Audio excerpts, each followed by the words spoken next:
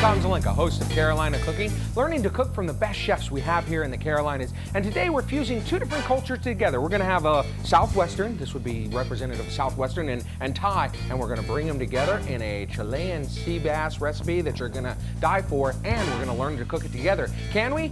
Well, keep watching. If I can do it, you can too. The worst cook on TV. And the best chefs in the Carolinas. Not to worry, we're trained professionals. If you can learn a lot from your mistakes, you'll learn the most from Carolina Cooking. And a shrimp. If Tom can do it, Looks delicious. so can you. Now that's Carolina Cooking. Wow, this is incredible.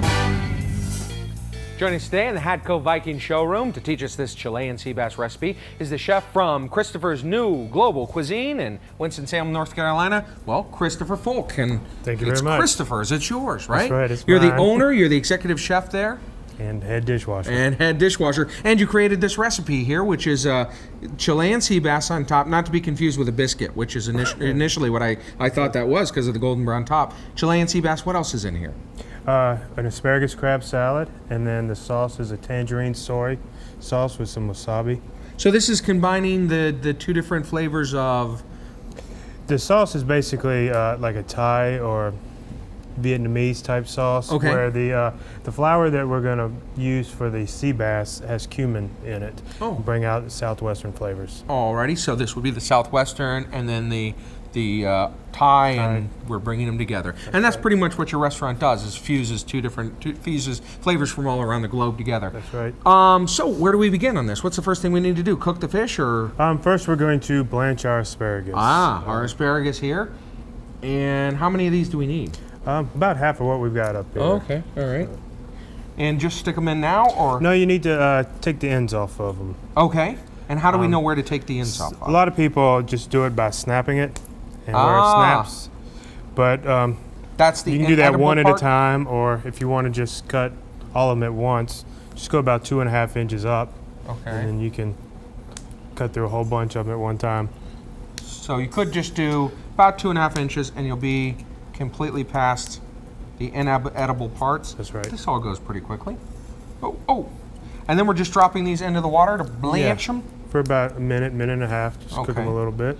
And then from blanching them, what do we do with them? We will throw them in a bucket of ice water, and that'll stop the cooking process so that they still stay nice and crisp. All right. So I can just dump them in? Yep. All righty. So there they go. Oh, get in. Okay. And so while those are blanching, what can we do in the meantime? We are going to cut the meat of the tomato. Let's slide this out of the way so that we have room to do this. All right. And cut the meat off the tomato, so just shave down the sides? Yeah, turn it on the side and just go around the outside of it. Oh, go around like that? Yep. And just keep trying to make one single piece? How deep should I be cutting? Not that deep. Okay. That's all right, though. All right, here we go. Gets easier with practice. Yeah, I bet it does. I bet it does. Like that? Is that kind of what we were going for? That's pretty good. Except without all the seeds? If you have too many seeds, you just kind of scrape them out. With your hand? You can use your hand or your knife. Okay. Hand's easier usually. All right, and we're going to use all this tomato? Yes. Oh, wow. Alrighty. And so there you go. And I'll divide the work in half. Okay. So show me how you need it diced up. First you cut it into strips. Okay. About pretty thin. Okay. Pretty thin? By pretty thin, hopefully you mean somewhat thick? Perfect. Okay. And then just grab some, turn them, and chop them up.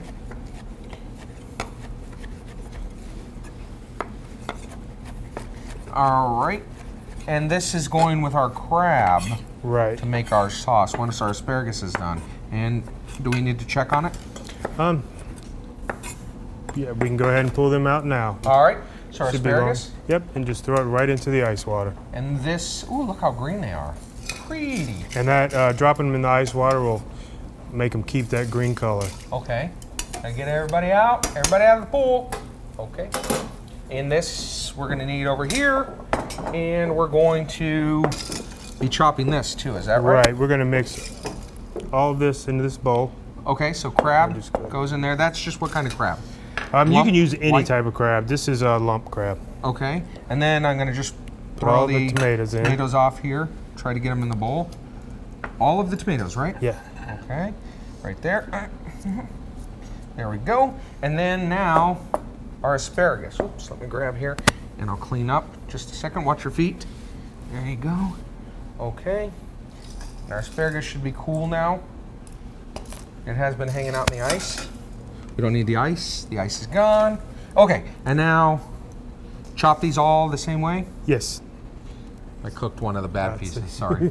Okay, and just Yep. like that, About nice. the size of the tomatoes. Okay, about the size of your tomatoes or my tomatoes? Because mine got a little bit thicker than yours. That's fine. Okay. Now what could you do with the ends? Could you do anything? Are they just waste or? Well, you can put them in if you're making a. The ends of the asparagus Yes, is what I'm yeah. talking about. You can make a sauce with them by keep them in the boiling water and Mm-hmm. let it reduce, and just it'll bring more flavor out of Okay. them. And then you would discard them after that. You but kind of drain or strain you out would the strain 'em sauce. out. And Yeah, strain like out that. for cream of asparagus soup would be All right. perfect. So this is in, and then we mixy. Oh, with a spoon. spoon. Okay. And this makes our salad. Yes. All right. Mmm. And so that's all done. And is there anything else we can do? We will start the sauce now. That Oh, would be the best fantastic. thing. So moving this, I'll give that to you as well. Thank you. Alrighty. And never mind all our pieces of asparagus here. Now our sauce we're putting here in the back pan, right? Right. Okay. And this is our, this is kind of the Thai But yes, the Thai essence part of to the it. sauce. Okay, so what goes in first? The tangerine juice. This is tangerine juice? Right. All right. Now, is it necessary to get the tangerine juice to the complete top of the bowl I here, or guess is that it's just something we did special for me today? Special for you. That's tasty. Do you have more of this? I think there's some somewhere. Right. Okay. And so this goes in. Yes. All righty.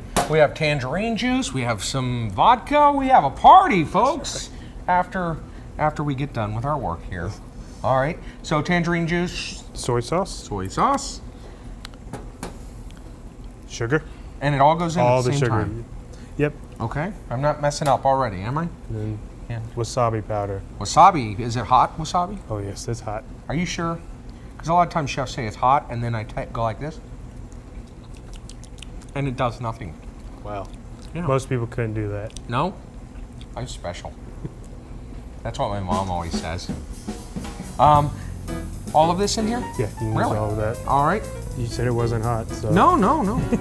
It's there we go. And just kind of mix it With in. your whisk, yeah, just mix right. it in. So I'll keep them mixing, and we'll let it simmer down and reduce. And when we come back, I'll be making Chilean sea bass when Carolina Cooking continues.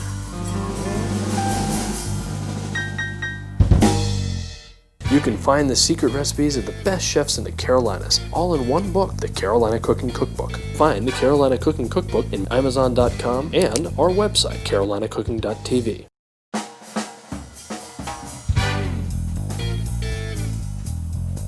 Welcome back to Carolina Cooking. I'm here with Chef Christopher Folk from Christopher's New World Cuisine there in Winston-Salem, North Carolina. And we are about ready to finish up making our sea bass here, cooking that up. If you missed any of the steps here on our recipe, feel free to visit our website to get those, or pick up our cookbook when it comes out in stores, and we'll have all the instructions there step by step in our cookbook as well. And so we have a big hunk of Chilean sea bass over here. Is that what we're going to deal with first? Or? Yes, that'll be our first step. Okay, so what do we need to do with that? First, put some oil in a saute pan. We also have pans over here that are heating and very warm on the stove, so just which Just a one? little, Doesn't matter? either one. All right, I'll put it up front here. Okay. And then you want to go top side into the flour. Top side of the Chilean sea bass into the flour. Now, could we use any other cut of fish? Is there any other fish that would work well with this recipe? Yeah, just about any white, flaky fish, a grouper, cod, flounder, Okay. any of those types of. Do I need to put fish. any other part of this in the flour? Nope, Oh, just the top. all right. And then So bring it over here. bring it over here, and when the oil is nice and hot, which it looks like Yeah, it it's is, smoking. we can put the flour side down. No salt, no pepper? The flour was already seasoned with what else was cumin, in it? salt, and pepper. Cumin was in the flour, salt was in the flour, and pepper was already in the flour. So that's something that we failed to tell you. We apologize. So, yeah, it is hot. So I'm going to put it away from me because I'm going to attempt not to burn myself. All right, and we're just letting that brown on top. That's right, and then we will flip it over and throw the whole pan in the oven. Okay, all right. And Chilean sea bass, they tell me is going extinct. Is that right? Eventually, it will go extinct. They've caught it early enough to where they think they're gonna save the species. So eat it now while the getting's good, right? You know, because I completely missed out on the dodo thing and the carrier pigeon. Yeah. Didn't get that, and now you can't even eat lion anymore, and they won't let you eat just a panda. I wanted to have a panda the burger the other day, and they said no panda burgers anymore. Oh, What can you do? I'm just kidding, folks. When you write those letters to 920 Mill Street, yeah, it's called a joke. I'm just joking. All right, so Time to flip the fish. it's already browned. Is that good? That's perfect. All right. Ooh. Okay. And this is going in the oven, right? That will go into the oven. So I'll hand you this. Let me go grab the door for you. Oh. Right there you go. Alrighty. And how long are we cooking that for? That'll cook for about 4 more minutes. And what temperature is it? It is about 450. You want to 450? cook fish at the hottest temperature possible. Oh, all right. It seals Good to in know. the moistness. Okay, all right. So now all we need to do now is saute up our crab salad asparagus. Put a little bit of oil in the pan first. Okay. A little oil in the pan, and that pan is hot because look, the oil is just sliding around there. And then is that enough oil? Yes, that's plenty of oil. All right. And are we cooking up all this? Oh, you don't have to do all of it. Okay. Oh! There we go. Is this a recipe I can get anytime there at? Yes, it is. This is one of our regular menu items. Okay. Alrighty. And how long have you been cooking? Where did you first begin? What was the inspiration to make you decide? Actually, my grandfather was a baker, and I've been cooking actually in restaurants since I was a teenager, and it's about the only thing I know how to do. Really? All right. And so then you went and studied culinary school? Yeah, I got my master's degree at Johnson & Wales in Colorado. Oh, that's got to be a nice place. Yes, it was. Yeah, in the mountains? Yes, up in the mountains of Vail. That's got to be nice. That's going to be a hard gig. That's just a hard place to go to school. Did you ski a lot while you were there? Skied as much as I possibly could. Really? Just about every single day. Wow. You have to go. So you're a pretty good skier. No, I wouldn't say that. So you're not gonna go to the Olympics anytime soon? Not anytime soon. Oh, No. okay. Alrighty. Did you do some slalom? You do the moguls? You do Stayed the away jump? from the moguls. Where No, have you I'm ever a done little that? scared of heights for that. Oh, okay. You're scared of heights, yet you go up on a mountain and you slide really fast down it. Is that what you're telling me? Yeah, that's All right. Okay. So we let this just saute for just a little bit. It doesn't take very long. All right. So And we can. we'll go ahead and let this just kind of bubble down and cook up like it is. And when I come back to Carolina Cooking, I'll be talking to Aris Ragazayasin to find out which beverage he's paired with our delicious Chilean sea bass when Carolina Cooking continues. So you never done the ski jump? No? No, Not even never. like just a little one? The Carolina Cooking Cookbook is in stores now. You can find the secret recipes of the best chefs in the Carolinas, all in one book, the Carolina Cooking Cookbook. Find the Carolina Cooking Cookbook in Barnes & Noble, Target, Borders Books, Amazon.com, and our website, carolinacooking.tv. That's right, carolinacooking.tv. All the recipes you've seen on the show, wine pairings, advice from the chefs, and Tom. Get the secret recipes of the best chefs in the Carolinas in the Carolina Cooking Cookbook. So it's a, crab salad. Welcome back to Carolina Cooking. I'm here with Aris Ragazayas, our wine aficionado here on Carolina Cooking. And Aris, we're making up sea bass. So what did you pick that would complement our sea bass, huh? A Marquesas de Cáceres Rioja White. I'm sorry, you're gonna have to say that for me again. Marquesas de Cáceres Rioja White. Okay, which part is the wine name? The producer is Marquesas de Cáceres. Okay, all right. Rioja is the region. Okay. Now the grape variety is not on the front of the label, it's on the back. The grape variety is Viura. You You never heard of any of them? Any of it. Okay. let me give you a little Sure, history some here. background, some history would be good. Spanish wines are some of the best values in the world right now. Okay. Both red and white. All right. Now, the Rioja region of Spain is probably Spain's actually most famous. Really? Now, what they're most famous for actually is their reds. Oh. And the reds are made from a local grape called Tempranillo. Now, most people know Rioja from the red wines. They don't. Yeah, a lot of people don't even realize that they make white wine in Rioja, but they do, and it's quite excellent and very, very, very good value. Smell that nice light fruity aroma. Light and fruity. On the palate, it's nice and dry, crisp, a little bit flowery, a little bit fruity. Flowery, as in flowers, not as in white flour? Which kind of flowers are you talking about? I don't The kind know. that makes bread or the kind that grows in the field? The kind that grows in the field. Okay, all right, I'm going to check for that then, because I was thinking about the kind that makes bread. Now, what I like about the Spanish wines is that although they grow some of the typical grape varieties, Cabernet, Chardonnay, Sauvignon Blanc, mostly they're growing their own indigenous grape varieties. They're the same species as Cabernet and the Chardonnay, but these are grapes that were sort of born and raised in Spain. The Romans planted vines in Spain, so they've been growing grapes and making wine for thousands of years. Why are they at such a great price then? Spain for a long time was economically depressed. And they've come out of that now since the European Union, but the prices have not caught up with a lot of the other European wines. So they're of exceptional quality, the equal of France, the equal of the Italian wines, but the prices haven't quite caught up yet. Is the world going to catch on? The quality I mean, has. Are the prices going to rise here in the Well, if we near keep talking future? about them like this, they probably will. Never mind whatsoever about anything we've said we don't here about the Spanish wines because, But just remember, they do make some great white wines in Rioja. Okay. As well as reds. All right. And this Viura is a very interesting grape. As far as I know, it's only grown there.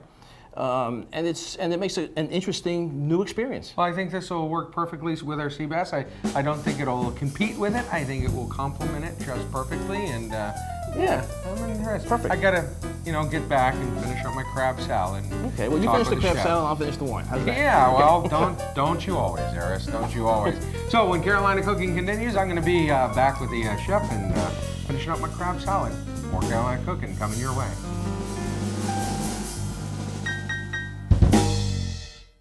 Go to carolinacooking.tv for the recipes featured on this show. Plus, on carolinacooking.tv, you'll find more information on the wines, chefs, and foods of Carolina Cooking.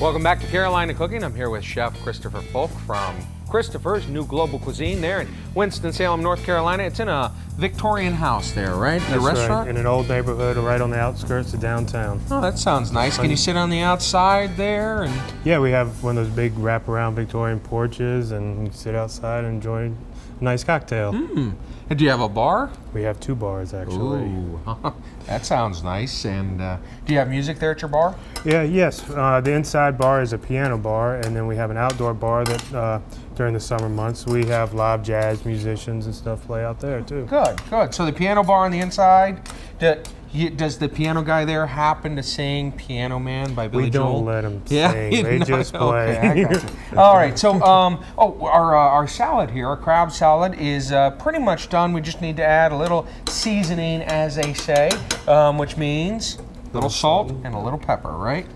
So just a pinch of each? Yes, just a pinch of each would be enough. Is that enough or too much? That is plenty. All right. And pepper? Pepper, yes. Pepper to taste? Pepper to taste. All righty. Now, is there any way to take salt out of a dish? Is there any way to desalt a dish I've to make never it less figured salty? out a way. So that is the eternal question of every chef all across the globe, is how to decrease the amount of salt once you've messed up and put too much in. Okay, so I'm just going to stir that up a little bit. Yeah. All right. And we're calling this one done, right? That's good. Now, our fish was in the oven how long? For about 5 minutes. And at what temperature? The hottest we can make it, roughly? Yeah, about 450 to 500. Okay, so we need to definitely check on it. Aha! It's looking perfect. Now with this would be Chilean sea bass. With sea bass, is there a way other than eyeballing it to test to see if it's done? Can you touch it? You can touch it, and if it feels like it it's almost going to fall apart on you. Oh yeah. Then it's done. Okay. It's very loose. Yep, I got what you mean. Okay. All right. So I need to just tongs. Can I use these right here? Yeah, we're going to put the salad down on the plate first. Oh, salad goes first. Okay. So here we are. Do I need some of the juice in the salad too, or Yeah, that'll be good. do I want to clump it up? Just how you're doing it is perfect. It's right in the Okay. middle. Right like that? Yeah. All right.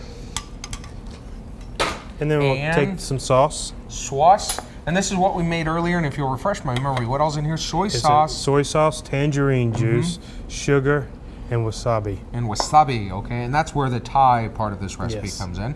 And just drizzle it Drizzle over it the all salad? around. Or do I just want it on the side of the Go. salad? That's just like that. That'll work. Okay. All right, I'm gonna put some on too. Okay, and here, I'll get it to go all over the place here. So it's all fancy. Oh, look at that. It's my Lake O Wasabi. And then I need my tongs. Yep. And grab your fish and sit the fish. Okay, Yeah. on top. Right on top. All right, and now, voila, right? That's you can just set perfect. this to the side there. Feel free to grab a fork. If you would like to find out more about our wine or our Chilean sea bass recipe here, or our chef Christopher, or Christopher's there in Winston-Salem, visit our website at carolinacooking.tv. I'm Tom Zelenka here with Christopher Folk, and that's Carolina Cooking. Now we get to give it a try.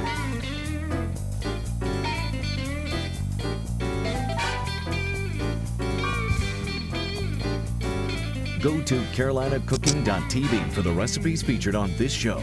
Plus, on carolinacooking.tv, you'll find more information on the wine, chefs, and foods of Carolina cooking. That's carolinacooking.tv.